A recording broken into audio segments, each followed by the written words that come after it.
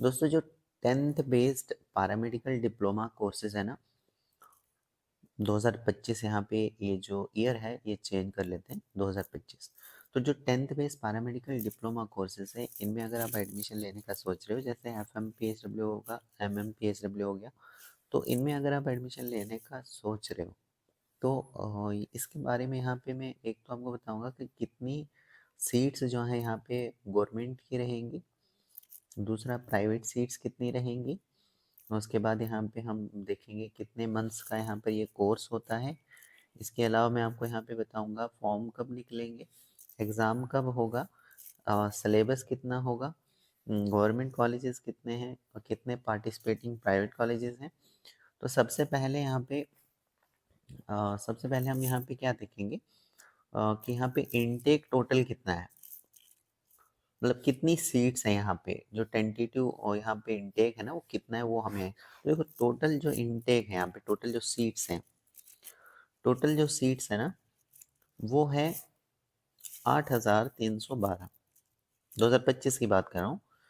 8,312 जो है total seats हैं, गवर्नमेंट और प्राइवेट दोनों को मिला के।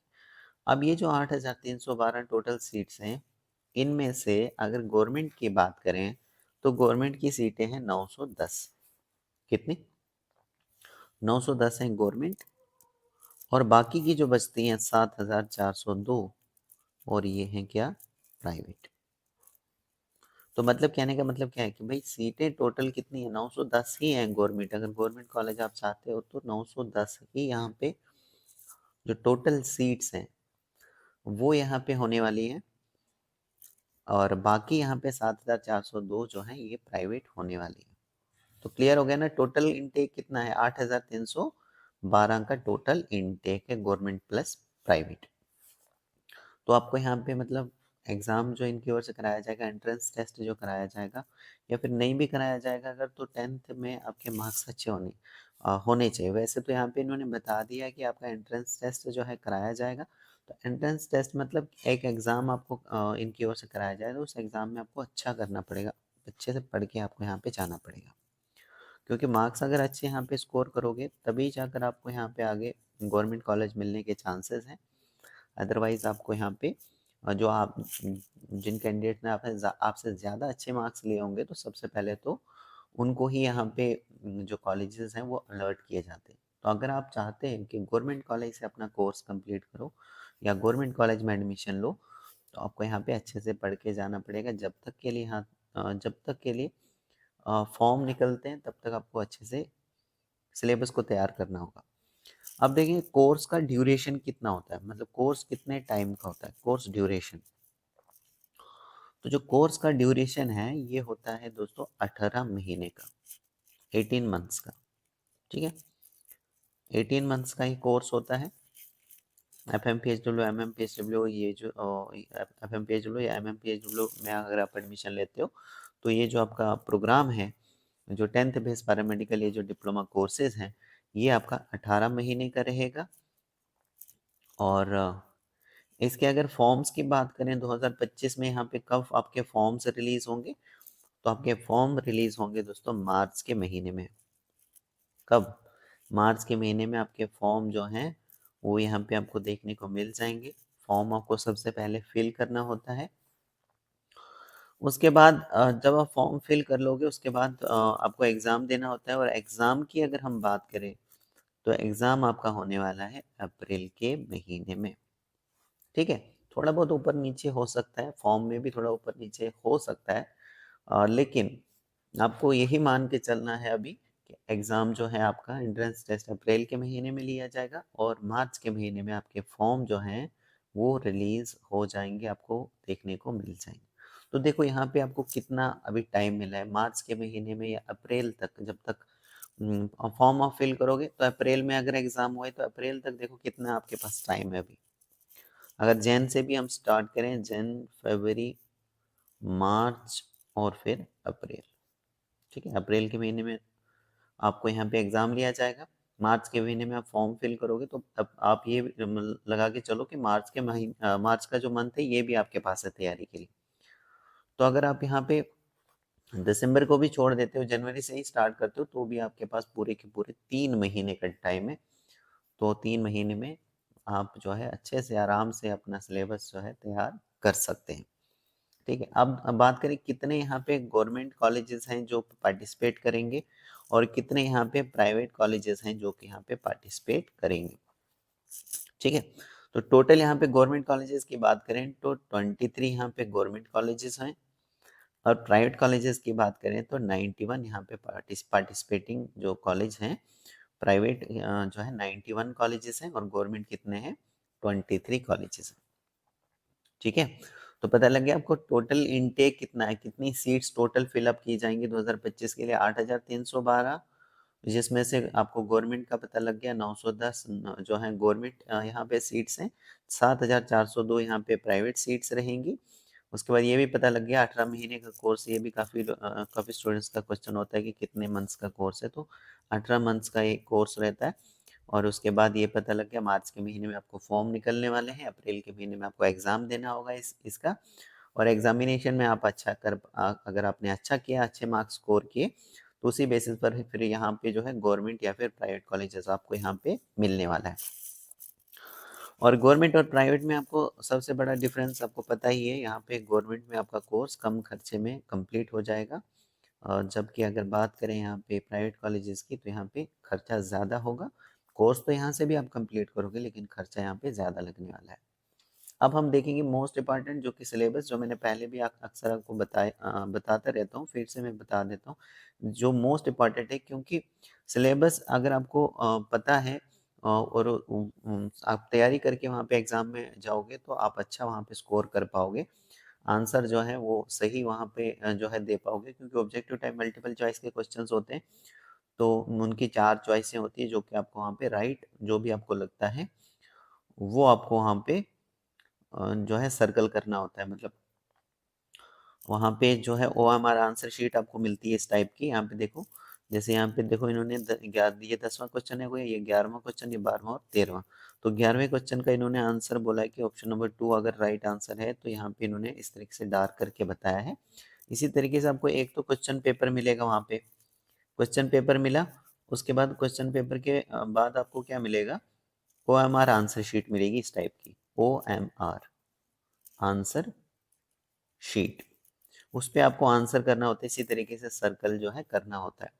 ये जो दूसरा यहाँ पे बताया गया ना, ये जो यहाँ पे बी पार्ट में बताया गया है, ऐसे आपको आंसर नहीं करना है, ऐसे करोगे तो गलत माना जाएगा, आपके मार्क्स काटे जा सकते हैं। जैसे हाफ फिल किया, हाफ आपने फिल नहीं किया है सर्कल को, आपने इस तरीके से पूरा सर्कल के अंदर जो है ना आंसर अपना मतलब ब्लू पेन से आपको डार्क करके बताना है, जो भी आपको ऑप्शन लग रहा है, जैसे 1 2 3 4 ऑप्शन है ना।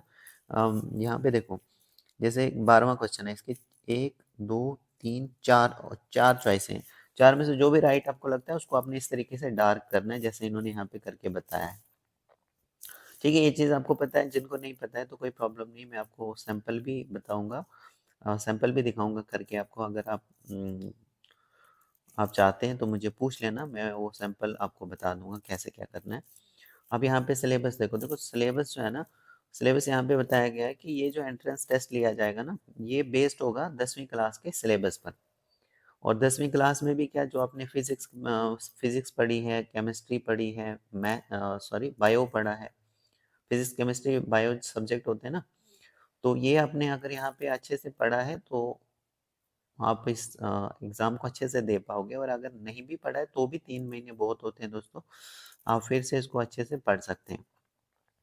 तो देखो फिजिक्स से 10th क्लास की जो फिजिक्स, यहाँ पे टोटल 40 क्वेश्चन पूछे जाएंगे आपको, पहले चैप्टर से 10 क्वेश्चन, ये टॉपिक्स यहाँ पे देख लीजिए, ये तैयार करना है। दूसरा चैप्टर जो रहेगा वो है human I and the colourful world, यहाँ से भी 10 क्वेश्चन पूछे जाएंगे, ये पढ़ के जाना है आपको। इलेक्ट्रिसिटी में 10 क्वेश्चन, ये आपको सारा पढ़ के जाना पड़ेगा। उसके बाद मैग्नेटिक इफेक्ट ऑफ करंट जो है, ये चौथा चैप्टर है फिजिक्स का, और यहाँ से भी 10 क्वेश्चन पूछे जाएंगे। तो टोटल कितने हो गए, 40 क्वेश्चन हो गए ना फिजिक्स से। फिर आता है केमिस्ट्री का पोर्शन, तो 10वीं क्लास की जो केमिस्ट्री है, यहाँ से भी 40 क्वेश्चन टोटल पूछे जाएंगे। इसमें पहला चैप्टर केमिस्ट्री का है केमिकल रिएक्शन एंड इक्वेशन, यहाँ से 10 क्वेश्चन, टॉपिक्स देख लीजिए क्या क्या तैयार करने हैं। उसके बाद नेक्स्ट चैप्टर केमिस्ट्री का है कार्बन एंड इट्स कंपाउंड्स, यहाँ से भी 10 क्वेश्चन, ये टॉपिक रहेंगे जो आपको तैयार करने हैं। नेक्स्ट चैप्टर है मेटल और नॉन मेटल, यहाँ से भी 10 क्वेश्चन टोटल पूछे जाएंगे और इसमें भी देखो कौन कौन से टॉपिक्स हैं जो आपको तैयार करके एग्जामिनेशन में जाना है। उसके बाद चौथा चैप्टर जो केमिस्ट्री का है, एसिड बेस एंड साल्ट, यहाँ से भी 10 क्वेश्चन हैं और ये टॉपिक्स यहाँ पर आप देख सकते हो। ये सारे टॉपिक्स आपको पढ़ के जाने हैं। अब ये हो गया फिजिक्स से 40 क्वेश्चन, केमिस्ट्री 10वीं की जो है यहाँ से भी 40 क्वेश्चन, फिर आता है बायो का पोर्शन। तो 10वीं क्लास की जो बायो है, और बायो से भी यहाँ पे टोटल 40 क्वेश्चंस होंगे, जिसमें पहला चैप्टर जो है लाइफ प्रोसेस का, इस यहाँ से 8 क्वेश्चंस पूछे जाएंगे। दूसरा चैप्टर है कंट्रोल और कोऑर्डिनेशन, यहाँ से भी 8 क्वेश्चंस पूछे जाएंगे। तीसरा चैप्टर है हाउ डू ऑर्गेनिज्म रिप्रोड्यूस, यहाँ से भी टोटल 8 क्वेश्चंस पूछे जाएंगे। चौथा चैप्टर है बायो का दोस्तों हेरिडिटी और जेनेटिक्स, यहाँ से भी 8 क्वेश्चंस का पूछा जाएगा। और पांचवा जो चैप्टर है बायो का, 10वीं क्लास की बायो का, ये है आवर एनवायरमेंट। तो आवर एनवायरमेंट से भी कितना पूछा जाएगा, 8 क्वेश्चंस पूछे जाएंगे। और इसमें देखो जैसे अगर हम टॉपिक्स की बात करें और एनवायरनमेंट में, इसमें है environment and ecosystem, what are its components, food chains and webs, how do our activities affect the environment. फिर यहाँ पे है topic ozone layer and how it is getting depleted, managing the garbage we produce. तो ये topics हैं दोस्तों our environment के अंदर, ये आपको तैयार करके जाना है। 8 क्वेश्चन यहाँ से भी पूछे जाएंगे।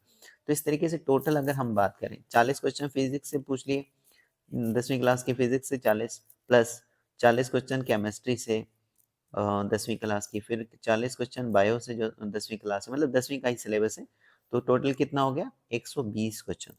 120 क्वेश्चन कितने नंबर के रहेंगे, 120 नंबर के रहेंगे। और यहाँ पे एक और चीज़ का ध्यान देना है कि यहाँ पे किसी क्वेश्चन का गलत आंसर आपने दे दिया तो 0.25 करके जो नंबर है ये काटे जाएंगे, माइनस किए जाएंगे, ठीक है। इस चीज़ का भी आप ध्यान रखोगे। और यहाँ पे उसके बाद जैसे आपका पेपर वगैरह ख़त्म हो जाता है, उसके बाद आपका रिजल्ट निकलता है। और रिजल्ट में मतलब रिजल्ट निकलता है तो जो भी आपने मार्क्स स्कोर किया होगा उसी बेसिस पर जो है लिस्ट जो है तैयार की जाती है, मेरिट लिस्ट जो तैयार की जाती है उसको निकाला जाता है। फिर आपको रैंक वाइज जो है यहाँ पे बुलाते हैं काउंसलिंग के लिए। रैंक वाइज कहाँ पे बुलाते हैं, काउंसलिंग के लिए दोस्तों बुलाते हैं, जिसमें आपको कॉलेजेस जो हैं वो दिए जाते हैं, ठीक है। कॉलेजेस आपको दिए जाते हैं और यहाँ पे काउंसलिंग के टाइम पर आपको फ़ीस भी पे करनी होती है। तो देखो यहाँ पे 500 रुपये की फ़ीस पे करनी पड़ेगी, काउंसलिंग की फ़ीस। और बिना काउंसलिंग के फ़ीस के आपको वहाँ पे अटेंड नहीं दिया जाएगा करने के लिए। तो ये ज़रूरी है यहाँ पे कि आप काउंसलिंग फ़ीस को पे करो।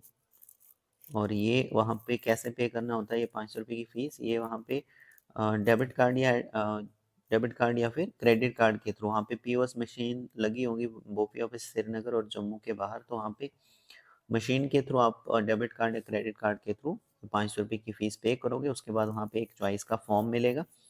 चॉइस के फॉर्म में आपको फिल करना होता है कि कौन सा आपको कॉलेज चाहिए होगा। ये पहली चॉइस आप डालते हो, जैसे मान लीजिए आपने बड़गाम जो है पहली चॉइस डाल दी, दूसरा आपने डाल दिया कुपवाड़ा, ठीक है। पहला अगर नहीं मिला तो कुपवाड़ा डाल दिया, तीसरा नहीं मिला तो कहीं और बारामूला आप डाल देते हो। तो इस तरीके से 3-4 चॉइसें आप डालते हो जहाँ पर आपको कॉलेज चाहिए होगा। तो जब आपको उसके बाद जब कॉलेज आपको अलर्ट किया जाता है और जैसे काउंसलिंग वगैरह ख़त्म हो जाती है, विदिन 2-3 डेज जो है लिस्ट निकलती है और उसमें जो है सेम टू सेम जो कॉलेज आपको दिया होता है वो लिस्ट में आपका नेम होता है, कॉलेज दिया होता है, कौन सा इंस्टीट्यूट आपको मिला है, और जेके भोपी की ओर से टाइम दिया जाता है कि कौन सी डेट तक आपको कॉलेज में जाके रिपोर्ट करना है। कॉलेज में क्या करना है, रिपोर्ट करना है, किस लिए, एडमिशन के लिए। और वहाँ पे कॉलेज में क्या लेकर जाते हो आप, अपने ओरिजिनल सारे डॉक्यूमेंट्स लेके जाते हो और वहाँ पे आपको फ़ीस पे करनी होती है कॉलेज में। और इस तरीके से जो आपकी एडमिशन है वो यहाँ पे हो जाती है, ठीक है।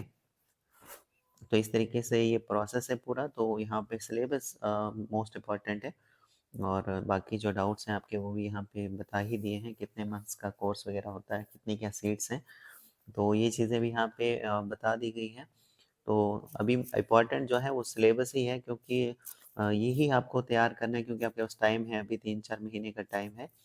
तो इसमें आप यहाँ पर अच्छे से तैयारी कीजिए। अगर आप मेडिकल लाइन में जाना ही चाहते हैं, आप FMPHW MMPHW जो है कोर्स अगर करने का सोच रहे हैं तो, ठीक है। So thank you very much.